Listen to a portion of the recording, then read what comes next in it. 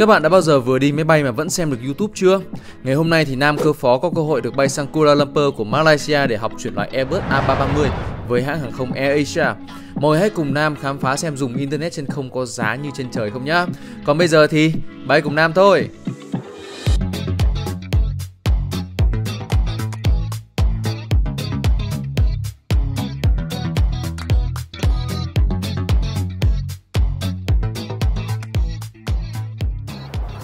Hello, xin chào tất cả mọi người. Thì hiện nay mình đang ở sân bay quốc tế Tân Sơn Nhất ở thành phố Hồ Chí Minh. Và hôm nay thì mình đã có một chuyến bay xuất ngoại lần đầu tiên. Đây là chuyến bay mà mình đi bay với tư cách là hành khách chứ không phải là tổ bay nhá. Đây là chuyến bay đầu tiên mà mình xuất ngoại kể từ khi sau 2 năm mà dịch Covid bắt đầu. Và ngày hôm nay thì mình đi đến Kuala Lumpur ở Malaysia bằng hãng AirAsia. Và cũng là lần đầu tiên mình đi AirAsia luôn. Và hôm nay thì mọi người hãy cùng xem là cái trải nghiệm ở trên một hãng hàng không giá rẻ ở Malaysia thì sẽ như thế nào nhá. Ok, thì chúng ta đi nào. Thời điểm mình đi hồi đầu tháng 4 nên lúc này hành khách tại ga quốc tế chưa đông do vẫn còn nhiều quy định chống dịch. Tuy nhiên sau 2 năm vắng vẻ các chuyến bay quốc tế thì thực sự như vậy cũng đã là một tín hiệu rất tốt rồi. Thời điểm hiện tại thì việc đi du lịch nước ngoài đã trở nên cực kỳ dễ dàng rồi. Nên các bạn nào mà còn đang ấp ủ tranh thủ đi nhá, đừng chần chờ chi nữa. Khi vào trong sân bay thì các bạn hãy chú ý đến các bảng điện tử có hiện số hiệu của chuyến bay nhé. Từ đó thì các bạn có thể dễ dàng biết được các quầy làm thủ tục của mình ở đâu. Ví dụ hôm nay Nam đi chuyến bay AK521 sẽ check in ở quầy J.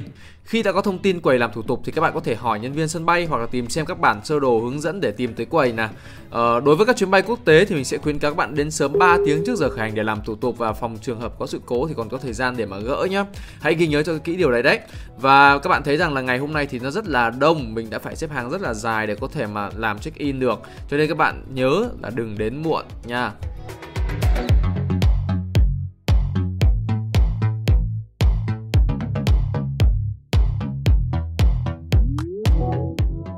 Trước khi lên máy bay thì mình sẽ cần phải ăn một cái gì đó cho ấm bụng đã, vì sáng dậy sớm quá mà. Để tiện thì mình sẽ quyết định làm một tô mì bò ngay tại cửa hàng Puro Gusto.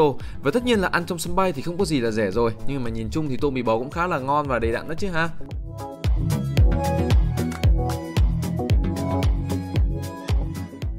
Chuyến bay của mình ngày hôm nay mang số hiệu AK521 bay thẳng tới sân bay Kuala Lumpur, khởi hành lúc 8 giờ 35 tại cửa số 17 nhá.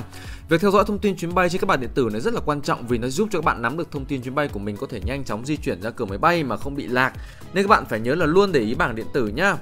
Thời điểm mình đi thì mọi thứ vẫn chỉ mới khôi phục lại thôi, cho nên nhà ga quốc tế vẫn còn rất là vắng. Chỉ lác đác vài chuyến bay và hành khách thì cũng không quá đông đúc như xưa. Chính vì vậy mà các cửa hàng miễn thuế cũng không được mở quá nhiều. Còn một điều nữa đó là nhà ga quốc tế Tân Sơn Nhất có rất là nhiều điểm để chúng ta có thể đứng ngắm máy bay trên sân đỗ và cả cất hạ cánh luôn đó. Ví dụ như hôm nay thì mình có thể ngắm được một bạn A350 của Vietnam Airlines và một bạn 787 của Japan Airlines này.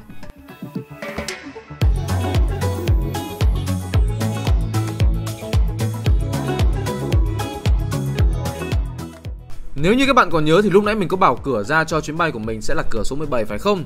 Thế nhưng mà giờ khi ra cửa thì mình thấy nó cứ sai sai sao ấy. Đáng nhẽ là giờ này phải có máy bay của AirAsia đang cặp ống cho cửa 17 chứ nhỉ? Nhưng mà sao ở đây lại có chiếc A350 của Vietnam Airlines thế này? Máy bay Vietnam Airlines thì đang cho khách lên tàu, trong khi máy bay của AirAsia thì đang đáp nữa chứ. Tình hình thế này thì chắc chắn 100% là sẽ đổi cửa rồi đó. Tình trạng đổi cửa rất là phổ biến, nhất là ở các sân bay đông đúc và quá tải như sân bay Tân Sơn Nhất. Cho nên mình mới nhắc các bạn là phải để ý bảng điện tử thường xuyên để kịp thời ra cửa máy bay là vậy đó. Đúng như mình dự đoán thì cửa khởi hành đã đổi sang cửa số 16 rồi đó. Và quãng đường di chuyển từ cửa 17 sang cửa 16 cũng không hề gần. Vì thế cho nên mọi người cũng phải tranh thủ đi ra cửa ngay cho sớm.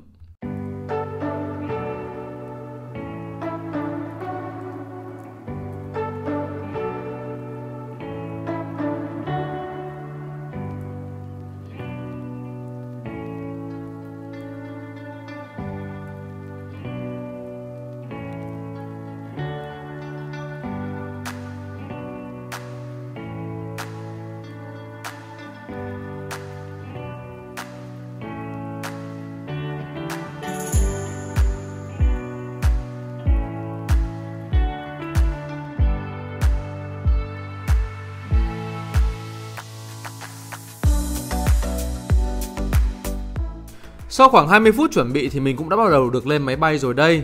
Thời điểm này thì nhà ga quốc tế vẫn còn vắng nên hầu hết các chuyến bay quốc tế đều được đi ra máy bay bằng ống lồng, rất là tiện lợi và nhanh chóng nữa. Như mình đã nói ở đầu clip thì trên chuyến bay này của AirAsia sẽ có hệ thống Wi-Fi Internet ở ngay trên máy bay luôn. Và các bạn có thể thấy biểu tượng Wi-Fi có sẵn ở cửa vào máy bay đây này. Chào đón mình lên máy bay là các bạn tiếp viên với thái độ rất là niềm nở và thân thiện. tạo cảm giác thoải mái cho mỗi vị khách trước mỗi chuyến bay. Không gian bên trong máy bay của AirAsia thì cũng không khác quá nhiều so với máy bay của hãng mình, vì cũng đều là tàu bay A320 và 321 cả. Nhìn khung cảnh này đối với mình rất đỗi là quen thuộc luôn. 3 năm rồi mình làm việc trên loại máy bay này mà, làm sao mà có thể quên được. Nhân đây mình cũng hướng dẫn các bạn tìm số ghế bằng cách nhìn lên trên hộc để hành lý cho thật là dễ nhá. Phần số sẽ được tính dọc máy bay từ đầu xuống đuôi, còn chữ thì sẽ theo thứ tự bảng chữ cái từ trái qua phải theo góc nhìn của phi công. Ví dụ ghế của mình ngày hôm nay là 9F thì sẽ nằm ở hàng ghế số 9, bên phải máy bay cạnh cửa sổ. Rất là dễ tìm thôi.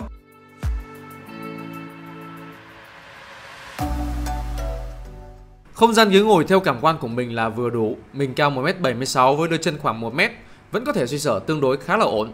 Bạn nào cao hơn thì hãy cân nhắc ngồi hàng ghế đầu hoặc ghế thắt hiểm nhé.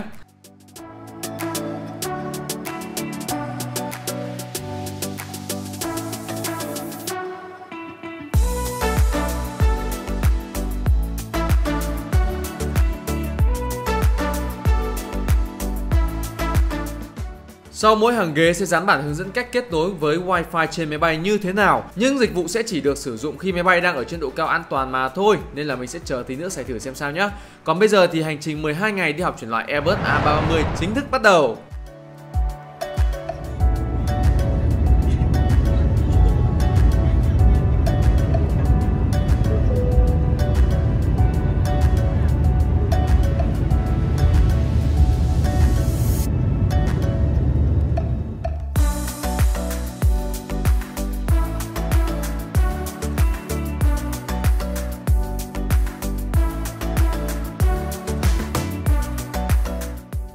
Lên độ cao an toàn rồi thì mình bắt đầu kết nối Wi-Fi thôi. Theo hướng dẫn thì đầu tiên chúng ta sẽ kết nối với mạng Wi-Fi trên máy bay, sau đó quét mã QR để truy cập vào web thanh toán. Tại đây thì mình sẽ chọn gói cước Pro Max không giới hạn có giá 30 ringgit là khoảng 160.000 đồng. Các bạn có thể sử dụng thẻ Visa để thanh toán cho tiện nhé. Thanh toán xong rồi thì mình dùng thử xem nào. Nhìn chung thì tốc độ khá là chậm nếu so với tốc độ 4G mà chúng ta sử dụng. Tuy nhiên thì vẫn đủ để chúng ta lướt web, nhắn tin Facebook, Zalo hoặc thậm chí xem cả YouTube với chất lượng video đương nhiên là thấp rồi. Nói chung thì có thể sử dụng được.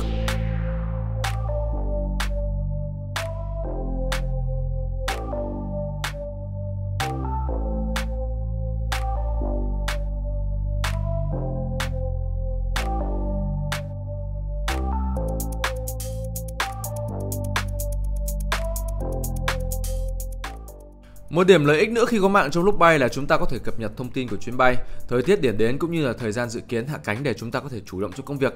Thậm chí là nếu như chúng ta bay qua một chỗ nào đó đẹp và chúng ta muốn biết nó nằm ở đâu thì cũng đều có thể được hết thông qua một chiếc app Flyradar 24. Đây là một điều rất là đặc biệt và cũng cực kỳ là hữu ích khi mà trong những dòng máy bay nhỏ như A321 này không có màn hình thông tin giải trí để chúng ta có thể cập nhật được vị trí của máy bay cũng như là những thông tin mà chúng ta muốn biết.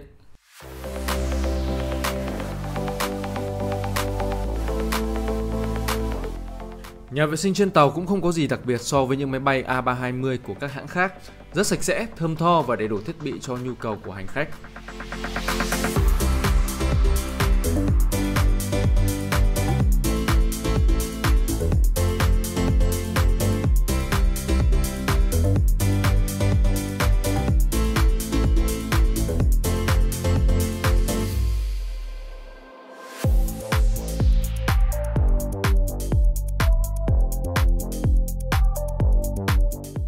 Đôi điều về sân bay quốc tế Kuala Lumpur của Malai là sân bay lớn nhất, quan trọng nhất của Malaysia.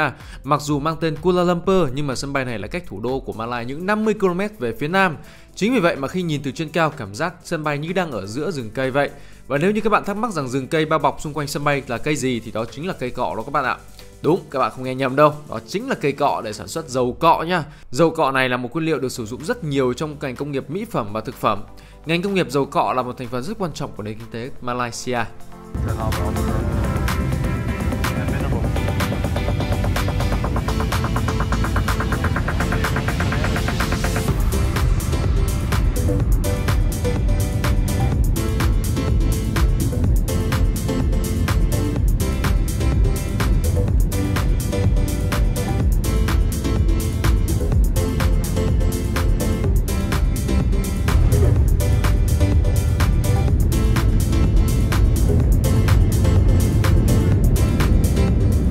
Các bạn có thấy phần vỏ động cơ máy bay được mở ra trong lúc giảm tốc độ không? Đây chính là cơ chế thổi ngược từ động cơ giúp cho máy bay giảm tốc độ nhanh hơn, đồng thời là giảm áp lực cho hệ thống phanh trong lúc máy bay giảm tốc đó. Mỗi loại động cơ sẽ có một cơ cấu thổi ngược khác nhau và mình sẽ làm một clip riêng về vấn đề này nhé.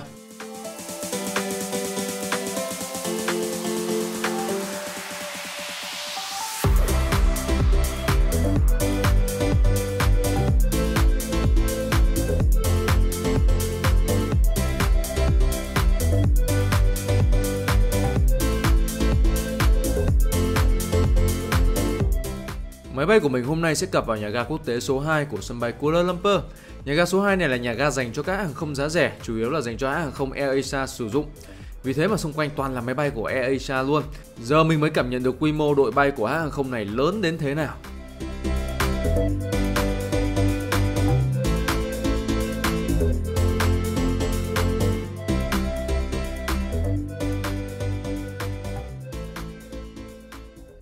Phải công nhận là nhà ga sân bay Kuala Lumpur to thật sự luôn đấy. Máy bay nào cũng được cập vào ống lồng dù là hãng nào đi chăng nữa. Nhưng mà quãng đường từ máy bay đi vào khu vực nhập cảnh thì lại quá xa. Kể cả có băng chuyền hỗ trợ để đi thì cũng vẫn phải mất 15 phút để đi bộ vào. Nên là bạn nào mà đi với người lớn tuổi hoặc khó khăn trong việc đi lại thì hãy chủ động đặt dịch vụ hỗ trợ từ hãng để thuận tiện nhé. Sau khi thực hiện các thủ tục nhập cảnh thì mình sẽ đi ra lấy hành lý ký gửi. Nếu các bạn nào mà chưa quen hoặc lạ sân bay thì hãy nhìn lên các bảng điện tử để xem hành lý ký gửi của chuyến bay mình sẽ được đưa ra ở trên băng chuyền số năm ấy nhé. Tất nhiên là mỗi băng chuyền thì đều sẽ được đánh số rất to, cho nên việc tìm băng chuyền cho chuyến bay của mình cũng sẽ không quá khó khăn đâu. Và nếu như các bạn đến đúng băng chuyền rồi mà vẫn không thấy hành lý đâu thì lúc đó các bạn hãy qua quầy Lost and Found để trình báo. Do ở cách xa trung tâm nên bên ngoài sân bay sẽ được thiết kế như một trung tâm thương mại lớn vậy, vừa giúp cho hành khách thuận tiện hơn trong quá trình quá cảnh tại sân bay khi có thể mua sắm, ăn uống một cách thoải mái mà vẫn không phải tốn quá nhiều chi phí để đi xe taxi hoặc tàu điện vào thành phố. Vì đều đã qua đói sau quá trình nhập cảnh lâu nên cả mình và bạn cơ trưởng đi cùng sẽ quyết định mỗi người làm một chiếc Subway cho bữa trưa. Từ lúc đi Mỹ về tới giờ đây là lần đầu tiên mình được ăn lại món Subway. Cảm giác sao mà bồi hồi nhớ về cái thời đi học ghê á mọi người ơi. Ngày hôm nay mình sẽ gọi một phần burrito với vỏ bánh được làm bằng bánh ngô kiểu Mexico, nhân là gà nướng teriyaki, sốt rau tươi và sốt yêu thích của mình đó chính là mù tạt mật ong.